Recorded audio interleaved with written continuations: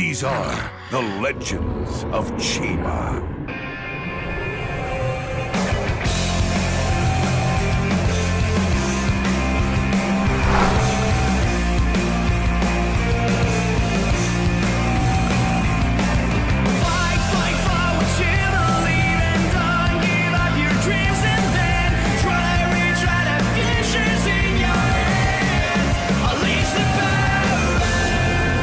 Episode 3, The Warrior Within.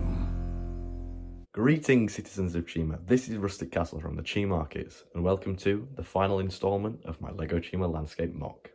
Enjoy. So the first thing to note then, as you saw in the intro, the scenes that I decided to put on the landscape are based around episode 3, so The Warrior Within, like you heard in the intro. So as you can see just in front of you, I've just put on 2 times speed, sort of like the basic gist of what I've gone for, so you can see how Laval steals the Croc's chi, or well, technically Cragger gives it to them, gives it to him, and he chucks it down the Gorge of Eternal Depth, and then that's when things start to go sideways. So first of all, let's take a look at my scene on my Fangs build and walk through my ideas behind it. So as you can see then, here is Laval and Cragger. Now they are technically on the edge of the Gorge of Eternal Depth. It's just on the edge of my mock, basically. So you can see how Cragger is there with Laval, and we all know what happens in the scene. Cragger ends up sort of shoving Laval down it, but then that's where Eris comes into play, as you can see there. And we all know what happens when Eris gets involved.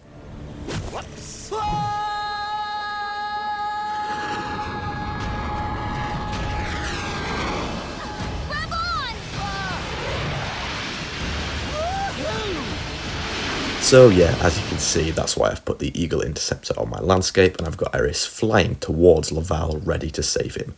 So the next thing on the landscape to mention is another part of episode 3, where of course Gozan stumbles across this lovely yellow flower in the middle of the road, and he then believes it is his job to protect this flower and make sure it's safe exactly where it is, therefore stopping a bunch of Chima tribes from passing. So you will actually notice that I don't actually have a yellow flower. That is on the way. It's literally the last thing to have, and then the landscape is completely complete. Now I have to give a shout out to Lundor Enjoyer for this idea, because he did suggest this and I thought, why not? It sounds like a great idea. But as you've seen from these pictures, you can see the rhinos there completely lost because they don't know where they're going after being redirected by Gozan. And he is also going to be stopping the wolves, just like in the episode. Now, of course, in the episode, the wolves do use the pack trackers. I think there's 3 in the episode. You'll be able to see them in the clip here that I'm showing. But yeah, I've used speedos instead, just because there is simply not enough room on the landscape to put a pack tracker there. It would have been nice to put one there, but I mean, it's still like the same idea as the episode. So I'm still pretty happy with it. Unfortunately, I don't get to recreate this scene of the epic battle between Mech and Pack Tracker, but it still works and it gives a nod to the show. Now, in the background as well, you'll be able to see some ravens in the landscape there, just once again giving a nod to the fact that the ravens also try and get involved in the dandelion shenanigans. So next up to go through then is towards the right side of my mock.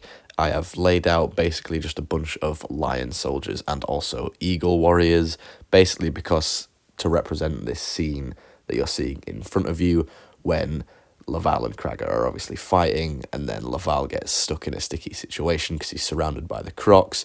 He wants the Legend Beast to help him, but of course we know that doesn't happen. It is actually the lions and the eagles. How about some eagles and lions instead?